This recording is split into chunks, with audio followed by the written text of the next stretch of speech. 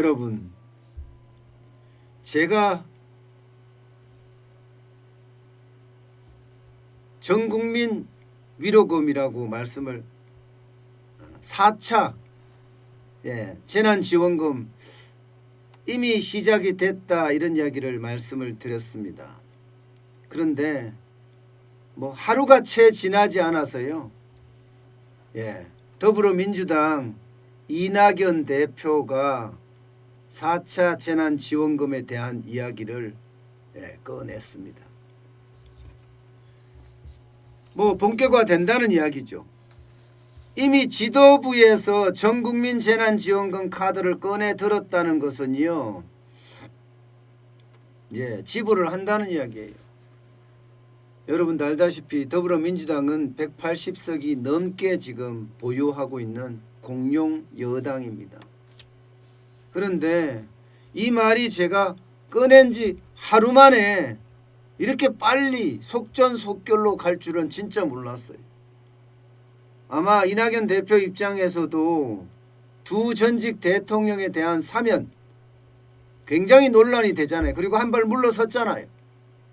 대통령 사면을 굉장히 우습게 알면서 이야기한 것 같긴 하지만 어쨌든 한 발 물러서면서 이거를 지워야 되니까 아마 전국민 재난카드를 빨리 꺼낸 게 아닌가 이렇게 저는 예상하고 있습니다. 원래 이게 작년부터 계속해서 여러분에게도 제가 말씀드렸지만 무차별 현금 살포의 일환으로 전국민 재난지원금 선거를 앞두고 마구 뿌릴 거다. 4월에는 4월 7일이죠. 서울시장 선거, 부산시장 선거, 보궐선거가 있습니다. 내년에는 5월에 대통령 선거가 있습니다. 또 이렇게 되면 여러분 결국은요 돈을 엄청나게 뿌릴 수밖에 없는 거라고 저도 생각을 해요. 그렇지만 너무 빨라요. 예상했던 것보다가 오늘이 며칠이에요? 겨우 1월 5일입니다. 4일이 지났는데 벌써 3차 재난지원금은 아직 뿌리지도 않았습니다. 그런데 벌써 전국민 재난지원금에 대한 이야기가 나온다니 참 답답하죠. 그만큼 현금을 마구 살포하겠다는 그런 뜻으로 저는 보입니다. 맨 먼저 4차 재난지원금을 꺼낸 사람은 정세은 충북대 경제학과 교수예요. 이번은 문재인 정부 인수위에 참가를 했었고요. 국정기획위원회 위원으로 활동한 적이 있습니다. 그리고 뒤이어서 꺼낸 사람이 양향자 더불어민주당 최고위원입니다. 전국민 재난지원금 재차 지급해야 된다 이렇게 말입니다. 그런데 이번에는 재난지원금이란 말을 쓰지 말자는 거예요. 왜냐하면 소비진작이나 경제를 살리는 데 있어서 국민들이 묵묵히 지켜주고 따라줬기 때문에 그 차원에서 지원을 해야 되니까 위로금이라는 표현 대신에 지원금이라는 표현 대신에 위로금이라는 표현을 쓰자 이렇게까지 이야기를 했습니다. 그러면서 마지막 버팀목으로 위로와 희망을 드려야 한다. 마지막 버팀목으로? 마지막일까요? 저는 이게 마지막이 아니라고 생각을 합니다. 앞으로도 계속해서 나올 거라고 생각을 해요. 사실 홍익표죠. 더불어민주당 정책위원장 업무를 맡고 있는 분인데 이분의 이야기는 양향자 최고위원이 이야기한 것은 개인적인 의견이다. 아직까지는 당 차원에 논의된 바 없다. 이렇게까지 이야기를 했었거든요. 그런데 그 시간이 얼마 지나지 않아서 언론 인터뷰에서 이낙연 대표가 3차 재난지원금은 충분하다고 보여지지 않는다. 코로나19 사태가 어느 정도 진정되면 경기 진작을 위해 전 국민 지원을 할 수 있다. 이렇게 이미 말을 했습니다. 이 말의 뜻은요. 1월 중에 집행하는 3차 재난지원금과는 별개로 전 국민 대상으로 현금성 지원을 논의하겠다는 그런 이야기예요. 이미 작년 말에 3차 재난지원금은 3조 플러스 알파, 이게 사실은 야당에서 제안했어요. 국민의힘에서 제안했어요.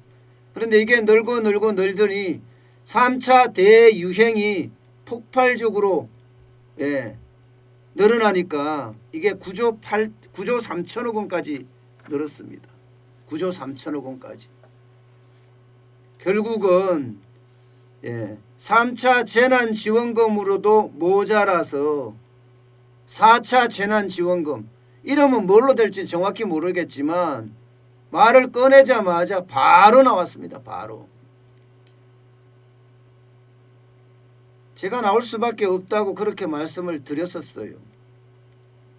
그만큼요, 지금 정부 입장에서는, 아니 더불어민주당 입장에서는 굉장히 다급한 것 아니냐, 저는 이렇게도 봅니다. 지지율은 계속 떨어지고 있죠. 게다가 대통령 지지율까지도 떨어집니다.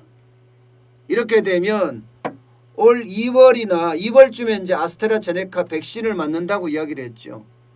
백신이 들어오면서 그때 띄우겠죠. 이제 띄우면서 재난지원금, 전국민 재난지원금을 본격적으로 띄운다. 그러면 뭐 4월 7일 선거니까 3월 언제쯤 전 국민에게 지급하겠다는 그런 이야기가 나와서 빠르면 3월 말부터고 늦어도 4월에는 지급이 되겠죠. 이미 더불어민주당은요, 재난지원금을 뿌리면 돈이 된다는 사실을 알았어요. 돈이 된다는 게 아니라 표가 된다는 사실을 알았습니다. 작년 4월에 국회의원 선거 있을 때 전국민 재난지원금을 제안하자마자 어떻게 됐습니까? 180석에 이르는 공영 여당이 됐습니다. 이미 그걸 봤기 때문에 4월 보궐선거에서 서울시장 선거나 부산시장 선거, 특히 서울시장 선거는 굉장히 중요한 선거예요. 서울시장이 누가 되느냐에 따라서 다음 정권이 달린다, 뭐 이렇게 이야기할 정도거든요. 서울시장이 미리 바뀌면 항상 대통령이 그 당으로 미리 바뀌었던 적이 굉장히 많습니다. 그만큼 서울시장이 중요한 자리예요.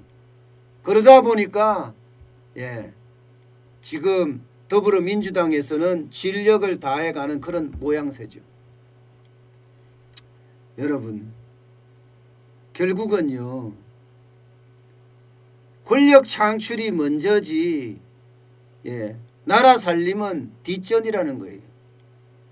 사실 나라 살림이라는 건 여러분이나 제가 많은 국민들과 함께 내는 세금이잖아요. 혈세라고 이야기할 수 있습니다. 혈세인데 이것을 선거에 이용하는 그야말로 매표 행위에 가담이 된다고 이야기하니 참 답답할 노릇입니다, 여러분. 저는 이게 재난지원금 아니라 전국민 위로금이라고 이야기했는데, 글쎄요, 제가 이름을 짓자면요, 이거 매표 지원금입니다.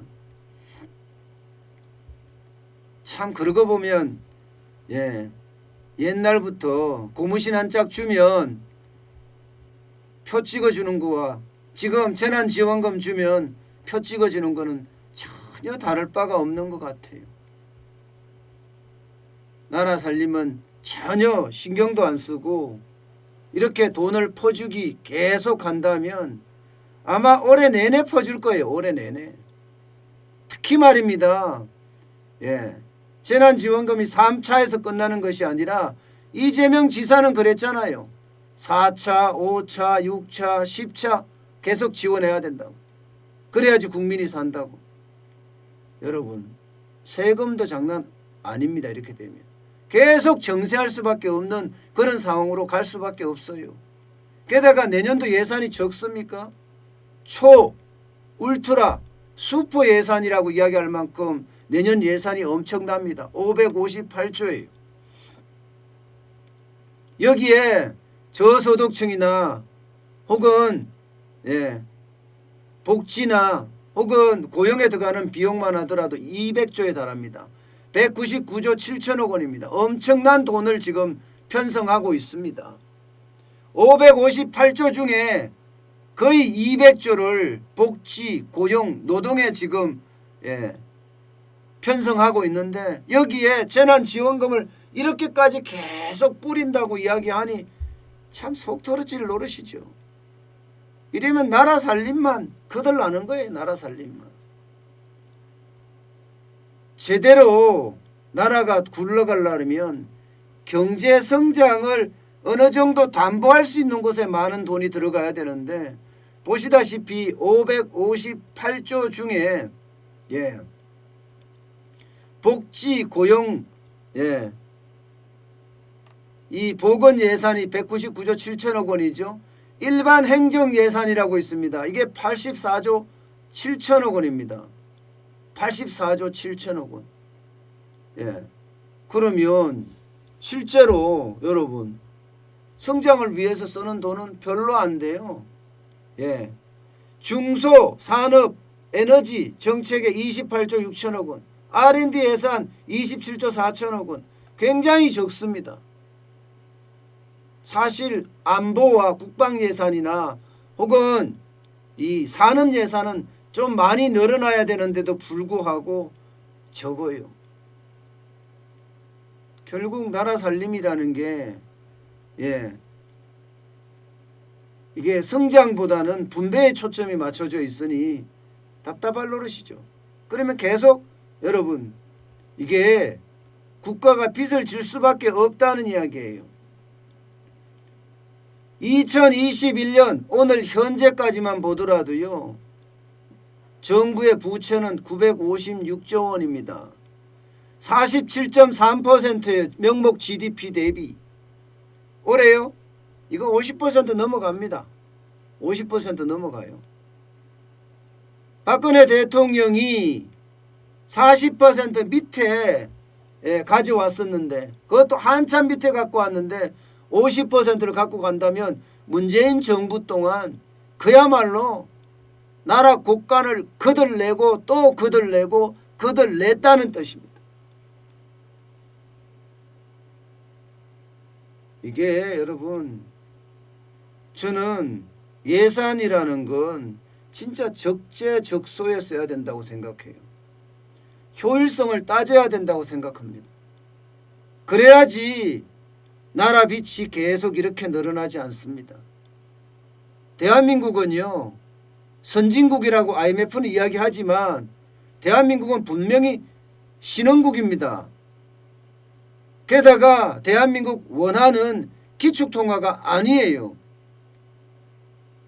일본이나 혹은 달러, 미국이나 유럽이나처럼 돈을 막 찍어내서 받아줄 수 있는 돈이 아니란 말입니다. 달러야 찍어내는 대로 아무데나 받아주지요. 어느 나라든. 심지어 위안화도 받아줍니다. 위안화도. 그러나 원화는요. 수출 대금 결제를 하려고 그러면 상대국에서 노합니다. 노. 다시 말해서 돈을 계속 찍어내서 될 일이 아니라는 거예요. 대한민국은 어떻게 하든 내수를 진작시키고 수출을 더 많이 해서 달러를 벌어들이고 앵화를 벌어들이고 유로화를 벌어들여야 되는 나라예요. 심지어 위안화까지도 벌어들여야 되는 나라입니다. 그래야지 나라 재정이 튼튼해지는 거예요. 지금처럼 계속해서 부채가 많아지고 이렇게 혈세를 계속 뿌린다면 결국 나라 재정은요. 펑크가 아니라 굉장히 어려워질 수 있다. 이런 얘기입니다. 여러분 정부가 국채를 많이 발행하잖아요. 그러면요. 기업이 어려워질 수도 있어요. 채권 회사도 발행할 수 있거든요. 기업들도 발행할 수가 있습니다. 근데 정부의 채권이 시장에 넘쳐서 회사들이 채권을 발행하려고 하면 사주는 사람이 없을 수도 있다니까요. 아니면 채권의 이자를 더 높게 매겨줘야 될지도 몰라요. 그렇게 되면 회사 경영도 굉장히 어려워집니다. 지금 실제로 채권의 금리 올라가고 있습니다. 채권의 가격은 떨어지고 금리는 올라가요. 그만큼 이 국가 부채에 대한 문제는 심각한데 앞으로도 여야 할 것 없습니다. 선거를 앞두고 있는 판이라서 여든 야든 아무도 못 말릴 겁니다. 아마 야가 말린다 없어요. 권력을 잡는 게 우선이에요. 여러분, 정당의 목적이 권력 재창출이에요. 아니면 권력 창출이고, 야당 입장에서는. 그런 입장을 놓고 본다면요, 아마 올해 1년 대통령 선거 끝날 때까지 국민이 거기 보일까 싶어요. 국민은 거기 없을 거예요. 국민은 단지 표를 주는 하나의 개체에 불과할 겁니다. 모든 거는요, 국민의 여론을 잡기 위한 돈 풀기부터 시작해서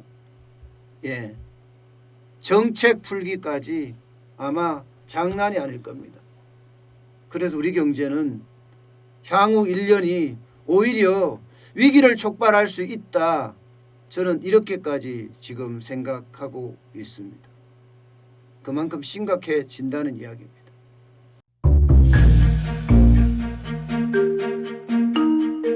세종대왕과 샤넬 넘버5 벤츠 자동차의 최고급 기종인 마이바흐의 공통점을 아시나요?